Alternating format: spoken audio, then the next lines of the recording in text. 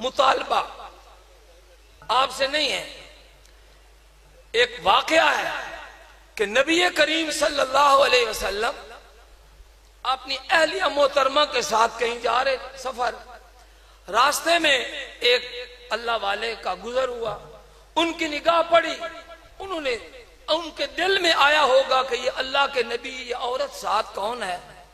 نبی کریم صلی اللہ علیہ وسلم نے اس بندے کو آواز دی، روکا اور فرمایا کہ اے بندے، تیرے دل میں کوئی وسوسہ پیدا ہوا ہے کہ یہ اللہ کا نبی کس عورت کو ساتھ لے جا رہا، سن لے یہ میری بیوی فلانا بنت فلاں ہے، کوئی شبہ نہ رکھنا۔ ہمارے نبی کے اوپر اگر کوئی شک شبہ ہوا تو آپ نے اس کی وضاحت کی۔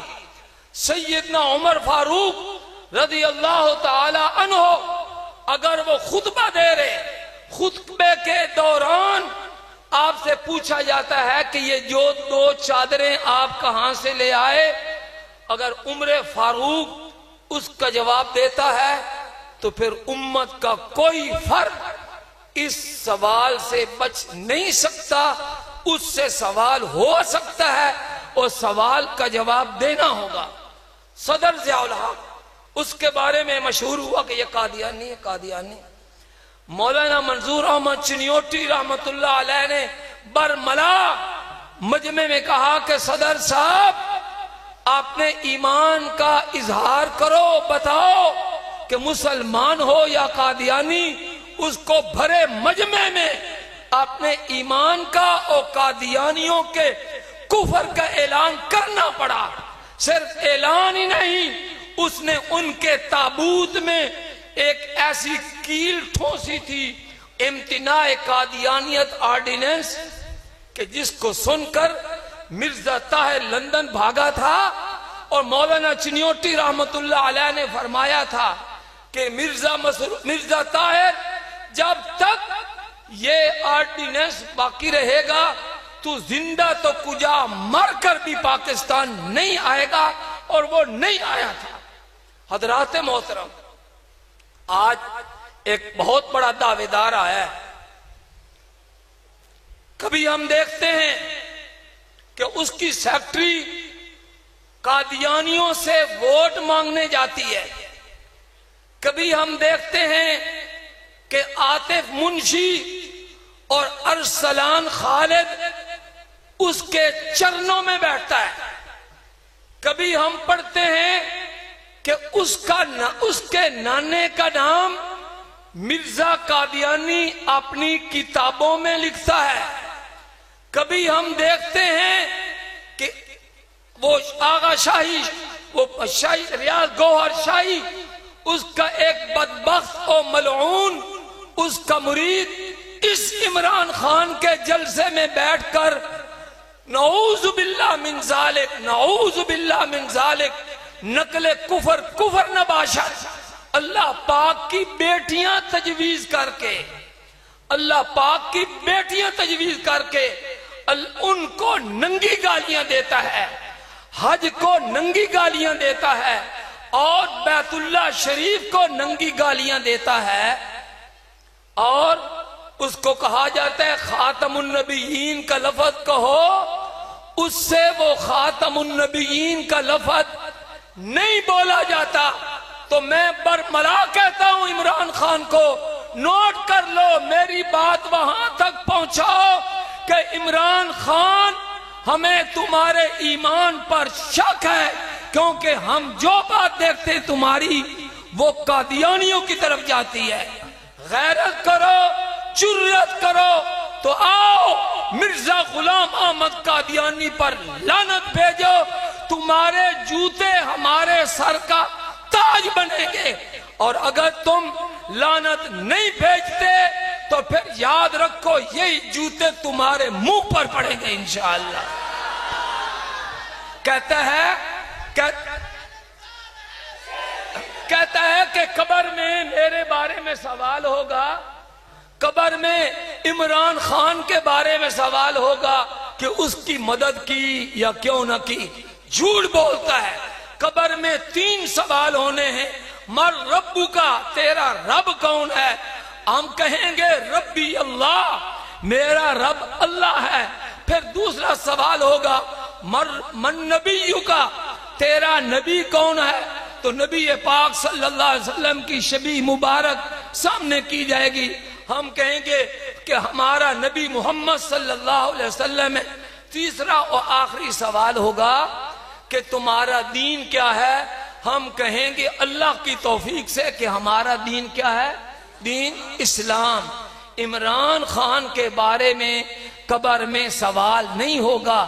کیا عمران خان کے بارے میں قبر میں اس لیے سوال ہوگا کہ تم نے گوادر بندرگاہ کو 30 ملین ڈالر لے کر اس کو ٹھپ کر دیا، سی پیک منصوبے کو یرغمال بنا دیا، اور قادیانیوں کو پھر سے مسلمان بنوانے کے لیے تمہاری بدبخت ممبران قومی اسمبلی نے آواز لگائی، تمہاری عورتوں نے اسرائیل کو تسلیم کرنے کی آواز لگائی، اور تم لوگوں نے ایٹم بم کا سودا کرنے کا پروگرام بنایا، اور پھر ابھی تازہ وہ ہیلی کاپٹر میں جو فوجی شہید ہوئے سیلاب کے معاملے میں، ان کو کہتے ہیں جہنم واصل ہوئے۔ اس لیے تمہارے بارے میں قبر میں سوال ہوگا؟ قطعاً سوال نہیں ہوگا، لیکن ہمارے سوال کا جواب دینا پڑے گا۔ حضرات محترم، صحابہ کرام کی بات کرتے ہو تو صحابہ کرام کا تذکرہ اللہ پاک نے تورات اور انجیل اور قرآن میں بھر دیا ہے۔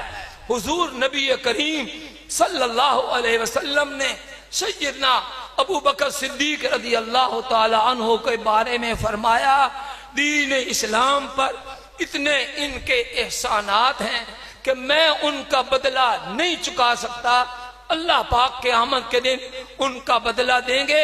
سیدنا عمر فاروق رضی اللہ تعالی عنہ کے بارے میں فرمایا، لو کان بعدی نبی لکان عمر، عمر کا وہ مقام ہے کہ اگر میرے بعد کوئی نبی ہونا ہوتا تو وہ عمر فاروق ہوتے، اور انہی عمر کے بارے میں فرمایا کہ آپ کی نیکیاں آسمان کے ستاروں سے بڑھ کر ہیں۔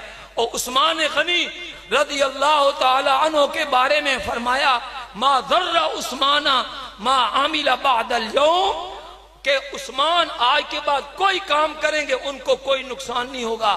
اور سیدنا علی المرتضی رضی اللہ تعالی عنہ کو اسد اللہ الغالب یہ لقب ہم نے نہیں دیا، یہ لسان نبوت نے دیا ہے۔ حضرات محترم، بات ختم کر رہا ہوں۔ صحابہ کرام اللہ نے ان کی شان بیان کی ہے، ہم ان کا احسان نہیں چکا سکتے جو اسلام، قرآن، ایمان، نبی کی سنتیں وہ آپ نے ہم تک پہنچائی ہیں۔ میں الحمدللہ اللہ کی توفیق سے مناجات مقبول ایک کتاب ہے چھوٹی سی، حضرت مولانا اشرف علی تھانوی رحمت اللہ تعالی علیہ نے وہ جمع کی ہے۔ وہ کیا ہے؟ آیات ہیں یا پھر صحابہ کرام کے ذریعہ سے جو دو دعائیں نبی پاک صلی اللہ علیہ وسلم نے کی ہیں، صحابہ کرام نے کی ہیں، وہ ہم تک پہنچائی ہیں۔ میں تو درخواست کروں گا کہ ہر پڑھا لکھا وہ دعائیں پڑھے۔ آپ پڑھیں گے ایمان تازہ ہوگا اور روح میں بشاشت آئے گی۔ دو حوالے، دو دعائیں دیتا ہوں جو میں لکھ کر لایا ہوں، میں نے آج بھی پڑھی ہیں مناجات مقبول میں۔ آپ سے اپیل ہے ہمارے مرد و عورتیں یہ دعائیں پڑھیں اور یہ دیکھیں یہ کن کا صدقہ ہے، کن کا احسان ہے، کہ ان کا انعام ہے۔ پہلی دعا جو 2-3 سطر کیا وہ سیدنا عمر فاروق رضی اللہ تعالی عنہ کی روایت سے منقول ہے۔ خدا کی قسم ہم زندگی بھر ایڑیاں رگڑتے رہے، ہم اس منقول کی ہوئی دعا کا بدلہ نہیں دے سکتے۔ دعا کیا ہے؟ اللہم انی اسألک العفو والعافیت فی دینی و دنیای و اہلی و مالی، اللہم استر عورتی و آمن رواتی، اللہم احفظنی من بین یدی و من خلفی و عن یمینی و عن شمالی و من فوقی و اعوذ بک من ان اغتال من تحتی۔ جتنی پناہ کی صورتیں ہو سکتی ہیں، بڑی جامع قسم کی دعا ہے۔ جب حضرت عمر رضی اللہ تعالی عنہ نے ہم تک پہنچائی ہے تو بھلا خود نہیں پڑھتے ہوں؟ آپ ترجمہ اس کا پڑھیں گے آپ کو مزہ آئے گا۔ اور سیدنا علی المرتضی رضی اللہ تعالی عنہ کی روایت سے منقول ہے، مشہور دعا ہے کہ اگر آپ کے اوپر آپ نے فرمایا کہ سمندر کی جھاگ کے برابر بھی قرضہ ہو تو وہ اتر جائے گا، یہ روایت بھی سیدنا علی رضی اللہ تعالی عنہ کے حوالے سے ہے۔ وہ مشہور دعا ہے، اللہم اکفنی بحلالک عن حرامک واغننی بفضلک عمن سواک۔ حضرات محترم، ہماری نجات صحابہ کرام کی زندگی کے ساتھ، آپ کے ساتھ وابستہ رہنے میں ہماری نجات ہے، اور اسی راستے میں ہماری کامیابی ہے جو راستہ صحابہ کرام نے اپنایا تھا۔ اور صحابہ کرام کا مشن، ان کے اقوال زرین، وہی اس کانفرنس کے ذریعہ سے آپ کو پہنچائے جاتے ہیں۔ اللہ تعالیٰ اس کانفرنس کے جتنے منتظمین ہیں سب کو اپنی شایان شان بدل و اجر نصیب فرمائے۔ وآخر دعوانا ان الحمدللہ۔